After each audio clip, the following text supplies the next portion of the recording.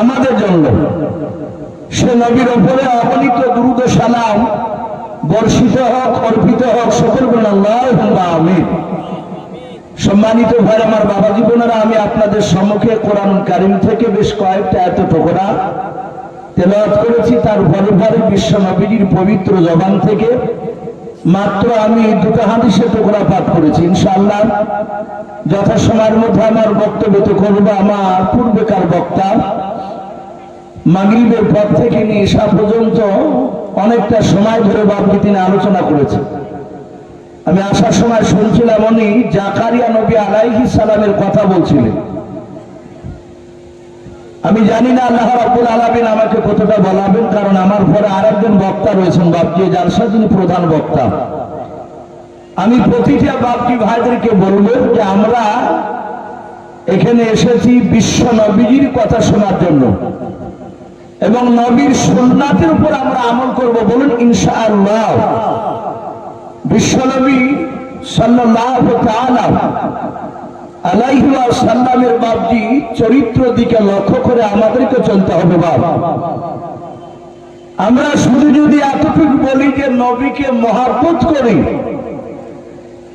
নবীকে ভালোবাসি, কিন্তু নবীর সুন্নাতের উপর বাবজি আমল করব না, তাহলে মৃত্যুর পর জান্নাত পাওয়া যাবে? ভাই একটু কথা বলে, জান্নাত পাওয়া যাবে না। সাহাবায়ে কেরাম রাদিয়াল্লাহু তাআলা আনহুম আজমাইন দোনেরা তারা বলে নবীজি যেটাই জবান দিয়ে বের করেছেন, মানুষকে নসিহত করেছেন, বলেছেন, সেটা নবী আমার বাস্তবে আমল করে বাবজি সেটা দেখে দিয়েছে। আপনারা সকলেই জানেন যে আমার বিশ্ব নবী বাবজি টোটাল রহমতের নবী, এক নাই দুই নাই। বিশ্ব নবী আমার দুনিয়ার বুকে 63 বছর বাবজি বেঁচে ছিলেন। এ কথা সত্য না মিথ্যা? 63 বছর। এই 63 বছরের মধ্যে বিশ্ব নবী আমার একেবারে নবীর শুরু থেকে নিয়ে ইন্তেকাল আগাদিন পর্যন্ত এবং ইন্তেকাল করার আগে মুহূর্ত পর্যন্ত নবী একটাও বাবজি তার চলাফেরা খাওয়া দাওয়ার মধ্যে কেউ ফরক বাবজি দেখাতে পারে নাই। সারা পৃথিবীতে এমন একজন নেতা, এমন একজন তিনি নবী যে 23 নয় 63 বছরের মধ্যে তিনি একটাও মিথ্যা কথা বলেন নাই। বলুন আলহামদুলিল্লাহ। তার জিন্দেগিতে মিথ্যা কথা বলে নাই। নবীজিকে মহান রব্বুল আলামিন যেটা বলতে বলেছেন সেটাই বাবজি উম্মতের কাছে বলে দিয়েছে। আমার বিশ্ব নবীর এত সুন্দর চরিত্র, সাহাবায়ে কেরাম রাদিয়াল্লাহু তাআলা আনহুম আজমাইন বোনেরা তারা নবীকে ডাইরেক্ট বাবজি দেখেছিলেন, যেমন আপনারা আমাকে দেখতে পাচ্ছেন। সাহাবারা বিশ্ব নবীর চেহারা দেখেছে। তারা নবীকে এত মহব্বত করেছিলেন, রাসূলের জবানের কথা মুখ থেকে বেরোতে দেরি, তাদের বাবকে আমল করতে দেরি হতো না। বলুন সুবহানাল্লাহ। কিন্তু আমরা তার উল্টোটা করি। বাপ, আমরা জানি, শুনি, শোনার পরে আমল করি না। একটা মানুষ হাত উঁচু করে বলতে পারবেন আমরা জানি যে খাবার খেতে গেলে দস্তরখানা বিছাতে হয়, এটা সুন্নাত। একটা বাড়িতে বাবজি আমরা দস্তরখানা বিছিয়ে খাবার খাই না, অথচ আমরা জানি রাসূলের সুন্নাত বাবজি অনেকে বাবজি জানি কিনা আমল করি না। সাহাবায়ে কেরামরা এত নবীকে মহব্বত করতে মানতে, সামি'না ওয়া আতা'না, শোনার সাথে সাথে বাবজি তারা আমল করতেন। সাহাবারা কেমন আমল করতেন বিশ্ব নবীজির কথা নবী যেইভাবে সাহাবাদেরকে শিক্ষা দিয়েছে, আমি এর আগে হয়তো বহুবার আপনাদের এলাকায় কথাটা হয়তো বলেছি। বিশ্ব নবী আবার মসজিদে নববীতে সাহাবাদেরকে নিয়ে বক্তব্য দিয়েছিলেন। সব সাহাবারা বসা মসজিদে নববীর ভিতরে রহমতের নবী আলোচনা করছিলেন। আর একজন সাহাবা যিনার কিতাবে বাবজি নাম এসেছে হযরত সালমান ফারসি রাদিয়াল্লাহু তাআলা আনহু, নাম শুনেন না? উনি বিখ্যাত সাহাবা, উনি খুব বয়স্ক সাহাবা ছিলেন। কিতাবে লিখেছে সালমান ফারসি রাদিয়াল্লাহু তাআলা আনহু সর্বপ্রথমে বাবজি তিনি ইসলামকে চিনতেন না। ওনার আব্বা আগুন পূজা করত। সালমান ফারসি ওনার আব্বার বাবজি খুব সেবা করতে, তখন নবীকে চিনে না। নবীজি তখনও বাপজি কলমার দাওয়াত দিতে শুরু করে নাই। এই সালমান ফার্সি তার আব্বা খিদমত সেবা করার পর আর বাপ যখন ইন্তেকাল একেবারে শেষ মুহূর্তে মৃত্যুর শয্যায় ছটফট করছে, বলে আব্বা আপনি ইন্তেকাল করলে আমি কার খিদমত করব, কার কাছে যাব? ওনার বৃদ্ধ আব্বা মৃত্যুর শয্যায় ছটফট করতে করতে বলেছিল, বাবা আমার ইন্তেকাল করার পরে তুমি মদিনায় যেটাকে বাপজি ইয়াসরিব বলে আগে ডাকতো, নবী মক্কা থেকে মদিনাতে যাওয়ার ওই ইয়াসরিব দেশে যাওয়ার পর দেশটার নাম হয়েছে বাপজি মদিনাতুন নবী। তার আগে ইয়াসরিব বলে ডাকতো। বলে ইয়াসরিবে একটা ইহুদির বড় আলেম আছে, তার নাম কোন কোন মুফাসসিরিনে কেরাম লিখেছেন বুহাইরা। কি নাম বললাম ভাই? বুহাইরা। বলে এই বেটা তুমি ওই বুহাইরার কাছে গিয়ে তার খিদমত করবা, তার কথা অনুযায়ী চলবা।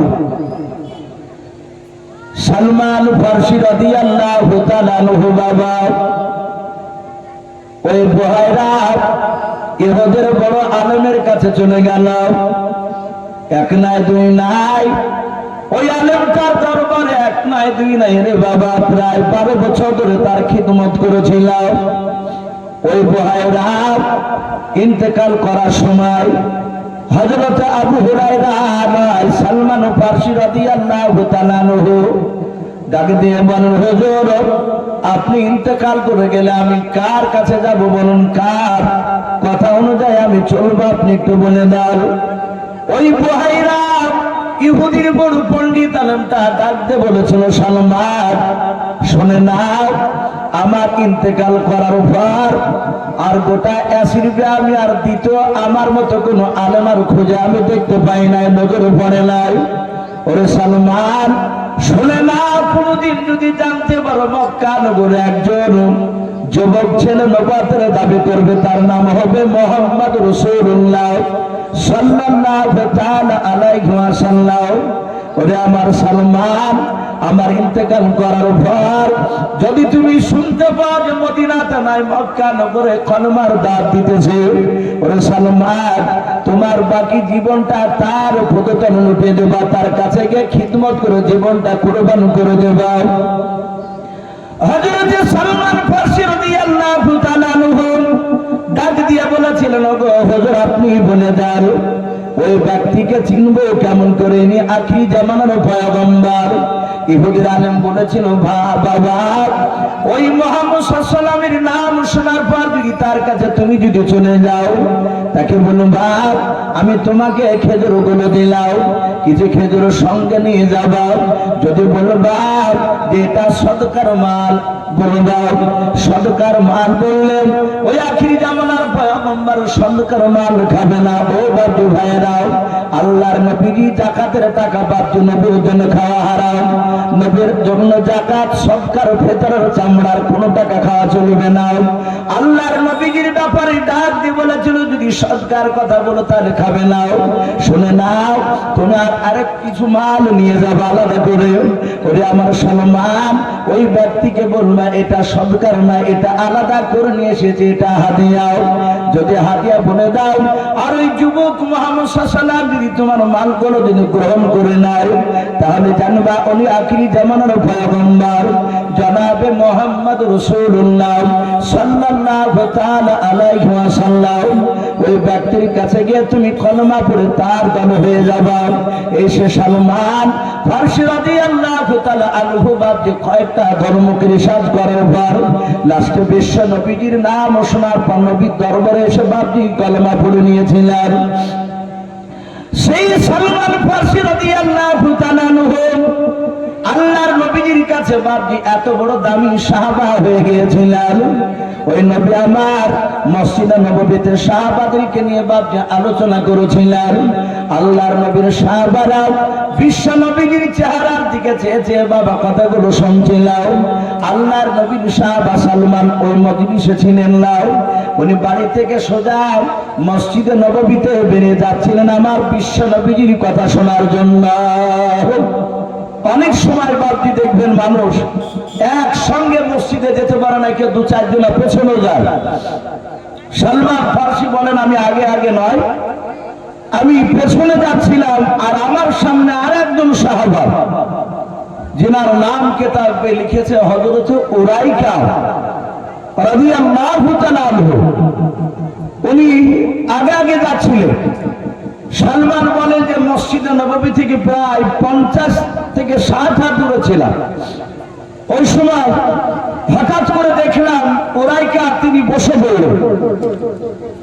আমার বিশ্ব নবীর সাহাবা সালমান কাছে গিয়ে সালাম দিল, আসসালামু আলাইকুম ওয়া রাহমাতুল্লাহি ওয়া বারাকাতুহু।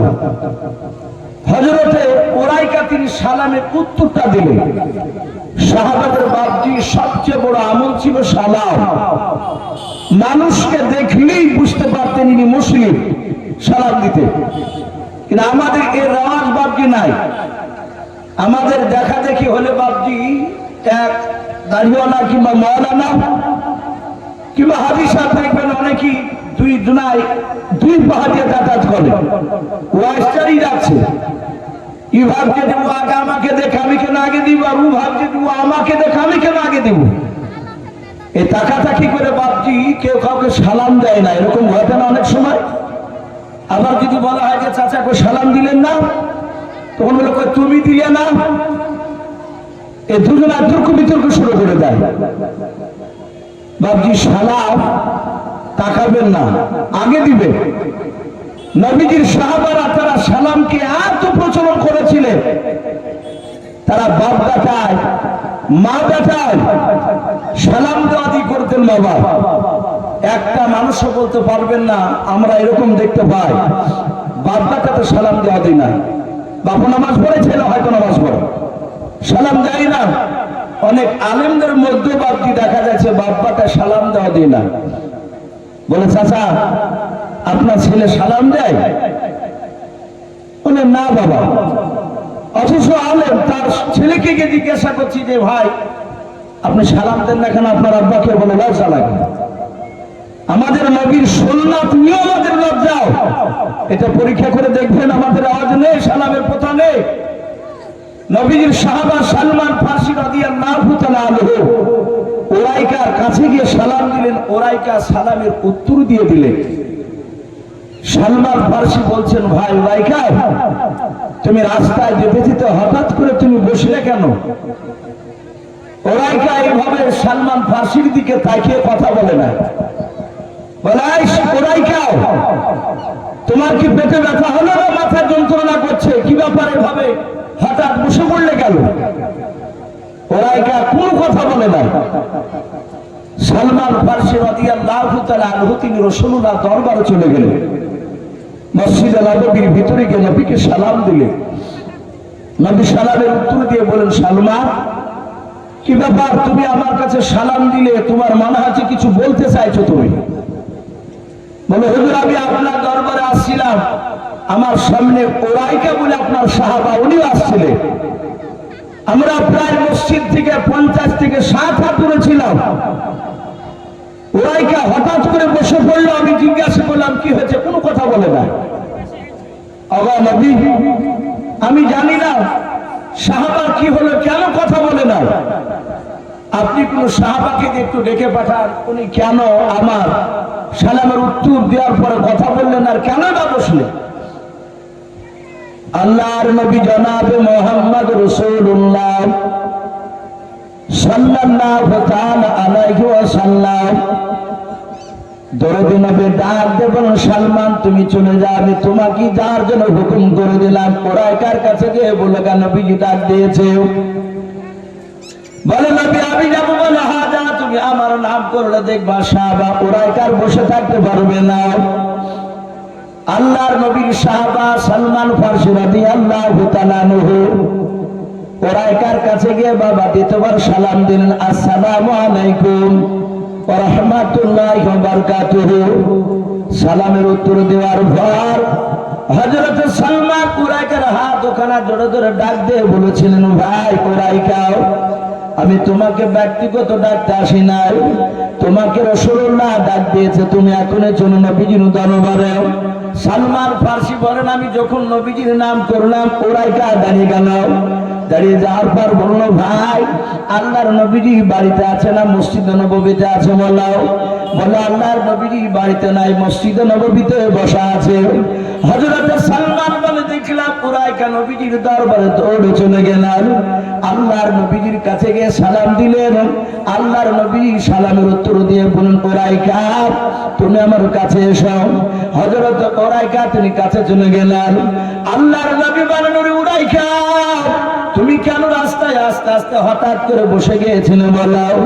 উরাইকা আস্তে করে বলছিল, হুজুর আমার কিছু হয় না, আমি বসে গিয়েছিলাম। আল্লাহর নবী বলেন, উরাইকা তুমি কিছু মনে করো না, তুমি বলো তোমার কি পেটে ব্যথা হয়েছিল? বলে হুজুর নাও। নবী বলেন, উরাইকা তাহলে কেন তুমি রাস্তায় বসে গিয়েছিলে? বলো। উরাইকা বলে, হুজুর আপনি আমাকে বসতে বলেছিলেন তাই আমি বসে গিয়েছিলাম। আল্লাহর নবী বলেন, ওরে উরাইকা তুমি যে আমার দরবারে আসছিলে এটা আমিও জানতাম না। নবী বলেন, আরে উরাইকা আমি জানতাম না যে তুমি বাড়ি থেকে রাস্তা আসছিলে।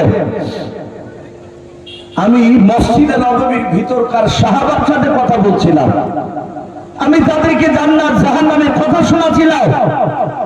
উরাইকা বলছেন, হুজুর আপনি যে বললেন বসো সাহাবা। নবী বলেন, এই উরাইকা আমি তো তোমাকে বলি নাই, আমার মসজিদে নববীর ভিতর থেকে একজন সাহাবা দাঁড়িয়ে গিয়েছিল, আমি সেই সাহাবাকে লক্ষ্য করে বলেছিলাম, এই সাহাবা বসো। উরাইকা বলছেন, হুজুর আমিও তো আপনার সাহাবা, আপনি তো নাম ধরে বলেন না, আপনি সাহাবা বসে বলেছেন। আপনার গলার আওয়াজ মসজিদ থেকে 50 থেকে 60 হাত দূরে আমার কর্ণকহরে পৌঁছে গিয়েছিল, আমার কানে আওয়াজ চলে গিয়েছে। নবী আমি সাথে হাতে বসে গিয়েছিলাম। যারা বলেন সুবহানাল্লাহ। এই ছিল সাহাবাদের বাপজি মহব্বত নবীর উপরে। নবীর চরিত্র আখলাক থেকে সাহাবারা থাকতে পারে না, তারা এত নবীকে বাপজি ভালোবাসতে। আমার